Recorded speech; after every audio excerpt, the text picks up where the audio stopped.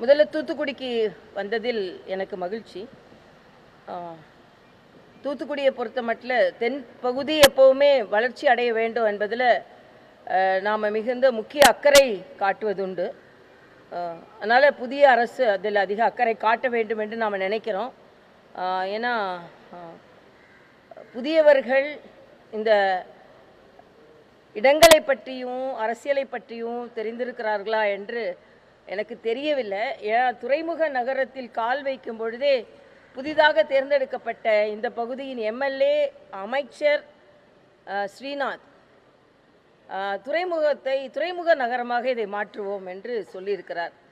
அதனால தான் இங்கே தாவேகாலில் தேர்ந்தெடுக்கப்பட்ட எம்எல்ஏக்கள் முதல்ல அவங்களோட தொகுதி என்ன, அவங்களோட தொகுதியோட வரைமுறை என்ன, ஜியாகிரஃபி என்ன, சோஷியாலஜி என்ன, மக்களின் பிரச்சனை என்ன, இதையெல்லாம் தெரிந்து கொள்ள வேண்டும் என்று நான் வேண்டுகோள் விடுக்கிறேன். பல பேர் ஆச்சரியத்தில் சட்டமன்ற உறுப்பினர் ஆயிட்டாங்க. அவங்களுக்கே தெரியல நம்ம இந்த இடத்துல சட்டமன்ற உறுப்பினர் ஆனோமா அப்படின்னு. ஆக அமைச்சர்களும் சரி புதியவர்களாக இருக்கிறார்கள். அதனால் அவர்களை நாம் விமர்சனம் செய்வதற்கு பதிலாக அவர்களுக்கு அறிவுரை கூற வேண்டும் நிச்சயமாக. ஏன்னா மக்களின் பிரச்சனைகளை அவர்கள் கவனம் செலுத்த வேண்டும், அவர்கள் தொகுதிகளில் கவனம் செலுத்த வேண்டும். மரியாதைக்குரிய பாரத பிரதமர் துறைமுகத்தை விரிவுபடுத்தி இன்னைக்கு உண்மையிலே எனக்கு மகிழ்ச்சியாக இருக்குன்னா, நான் தூத்துக்குடி வந்துட்டு அவசர அவசரமாக ஓடுவேன். ஏன்னா 6 மணிக்குள்ளே ஃப்ளைட்டை பிடிக்கணும்னு. இன்றைக்கி 8:15க்கு ஃப்ளைட்டு. ஏன்னா வந்து 6:30 என்னோட எல்லா வேலையும் முடிச்சுட்டு நைட் ஃப்ளைட்டு இருக்குது தூத்துக்குடியில் அப்படின்னும் போது உண்மையிலேயே மகிழ்ச்சியான ஒரு தருணம். இதெல்லாம் மரியாதைக்குரிய பாரத பிரதமர் அவர்களின் அந்த வளர்ச்சி திட்டத்தில் வந்திருக்கிறது. எவ்வளவோ பிரதமர்கள் வந்தார்கள், எவ்வளவோ பேர் இங்கே கூட்டணியில் ஆட்சியில் மத்தியில் இருந்தாங்க. ஆனால் இன்னைக்கு தூத்துக்குடி வளர்ந்திருக்கிறது என்றால் அதற்கு பாரத பிரதமர் பாரதிய ஜனதா கட்சி காரணம். ஆனால் இதெல்லாம் மறந்து விட்டு புதிதாக வந்தவர்கள் நான் துறைமுக நகரமாக இதை மாற்றப் போகிறேன் என்று சொல்கிறார்கள் என்றால் மக்கள் அவர்களோடு விழிப்புணர்வோடு இருக்க வேண்டும் என்பதும் எனது கருத்து. எல்லாவற்றுக்கும் மேலே எனக்கு தூத்துக்குடியில் கால் வைக்கும் பொழுதே மிக வருத்தமான ஒரு செய்தி. விளாத்திக்குளத்துக்கு போன வாட்டி வந்திருந்தேன்.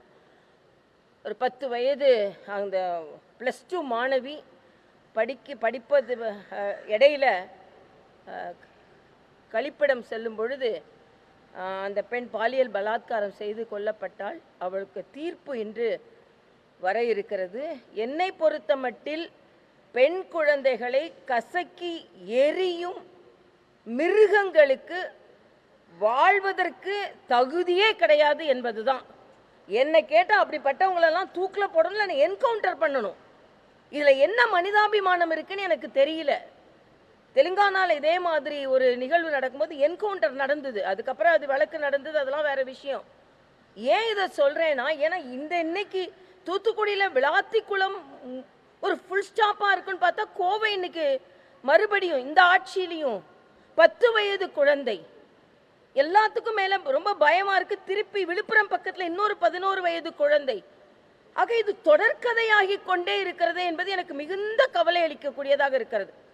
முதலமைச்சர் அவர்கள் பதவி ஏற்ற உடனே சொன்னது சிங்கப்பெண் படை அப்படின்னு சொன்னார். ஏற்கனவே சைல்டு அண்ட் விமென் வெல்ஃபேரில் 5300 அதிகாரிகள் காவல்துறை அதிகாரிகள் இருக்கிறாங்க. சைல்டு வெல்ஃபேருக்கு மட்டுமே 1635 அதிகாரிகள் இருக்கிறார்கள். 244 பெண்கள் காவல் நிலையம் தமிழகத்தில் இருக்கிறது. ஆக இவ்வளவு பேர் இருந்தும் இந்த சிங்கப்பெண் படை என்பது அது ஒரு மாற்று அதிகாரப்படையாக மாறிவிடக்கூடாது, உண்மையிலேயே அது பாதுகாப்பு படையாக இருக்க வேண்டும் என்று பல காவல்துறை அதிகாரிகள் தங்களது சந்தேகங்களை தெரிவித்திருக்கார்கள்.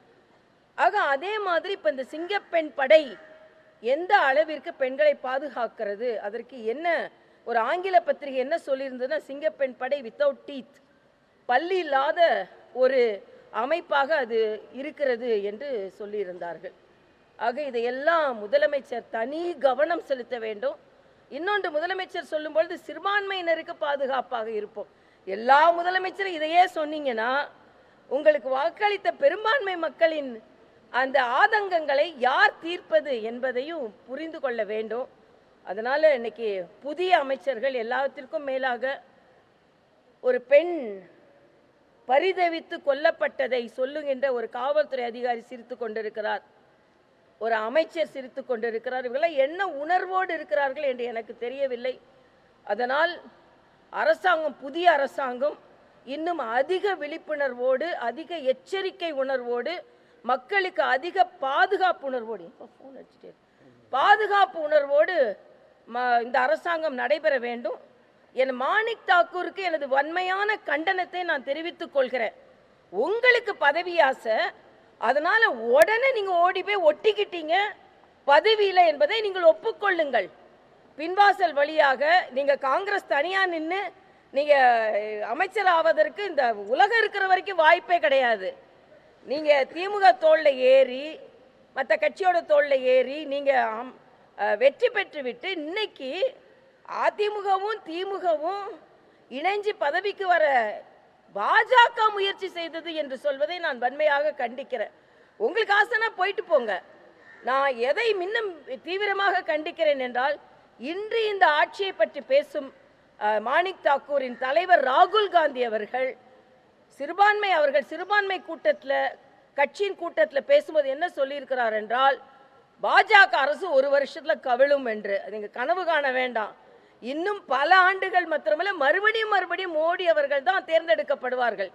ஏன்னா நீங்க ஃபால்ட்டால மேற்கு வங்கத்தில் ஏதோ முறைகேடு நடந்தது, அதனால பாஜக ஜெயிச்சதுன்னு சொல்லிக் கொண்டிருந்தார்கள். இடைத்தேர்தலில் 1,10,000 ஓட்டு வித்தியாசத்தில் திரிணாமுல் காங்கிரஸை 4வது இடத்துக்கு தள்ளி பாஜக இன்று வெற்றி பெற்றிருக்கிறது. அப்ப மக்கள் எந்த அளவிற்கு ஆதரவாக இருக்கிறார்கள். ஆனால் ராகுல் காந்தி அந்நிய மிகவும் மோசமான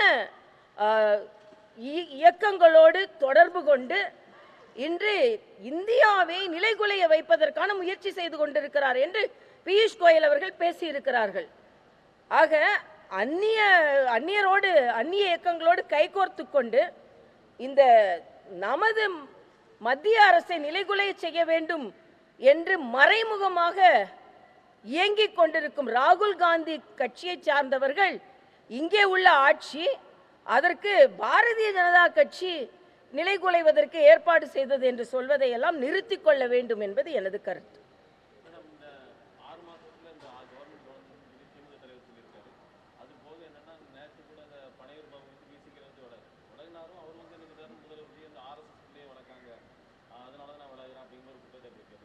இல்லை, இப்போ அவங்க கையை வச்சே அவங்க குத்தி கொண்டிருக்கிறார்கள். விடுதலை சிறுத்தைகளாக இருக்கட்டும், இன்னைக்கு திமுகவாக இருக்கட்டும், கம்யூனிஸ்டுகளாக இருக்கட்டும், இன்னைக்கு விடுதலை சிறுத்தைகள் என்ன சொன்னாங்க? எதற்கெடுத்தாலும் பாஜகவை இணைச்சி அரசியல் செஞ்சீங்க. அதே மாதிரி விஜய் கொள்கை எதிரின்னு தான் சொல்லி கொண்டிருந்தார். ஆனால் ஆர்எஸ்எஸ் பிள்ளைங்கன்னு சொன்னீங்க. இன்னைக்கு அவர்களோடு இணைந்து நீங்கள் ஆட்சி அமைத்திருக்கிறீர்கள். அப்படி என்றால் நீங்கள் தேர்தலுக்கு முன்னால் எந்த காரணமும் இல்லாமல் பொய்ப்பழியை பாஜக மீதும் ஆர்எஸ்எஸ் மீதும் சுமத்தி கொண்டிருந்தீர்கள் என்பதை ஒப்புக்கொள்ளுங்கள். இன்று அவர்கள் கட்சியை சார்ந்தவர்களுக்கே அவர்கள் அரசவையில் பங்கு கொண்டது பிடிக்கல. அதுவும் திருமாவளவனே சொல்றாரு, எனக்கே பிடிக்கல. அப்போ உங்களுக்கு ஆட்சி அதிகாரத்தில் ஆசை இல்லை என்றால் வெளியே இருந்து நீங்க ஆதரவு தெரிவிச்சுட்டு போக வேண்டியதுதானே. ஏன் எல்லாரும் அமைச்சரா ஆயிட்டு நாங்க இந்த கூட்டணியில் இருக்கோமா அந்த கூட்டணியில் இருக்கோமான்னு எங்களுக்கே தெரியலன்னு சொல்றாங்க. அப்ப எந்த நிலைப்பாடு இந்த அரசாங்கத்திடம் இருக்கிறது? அதனால இந்த அரசாங்கம் மக்கள் அறுதி பெரும்பான்மை கொடுத்திருக்கிறார்கள். ஆனால் தினமும் ஆட்டம் காணுகின்ற அரசாங்கமாகத்தான் இருக்க போகிறதோ என்ற அச்சம் நமக்கு இருக்கிறது.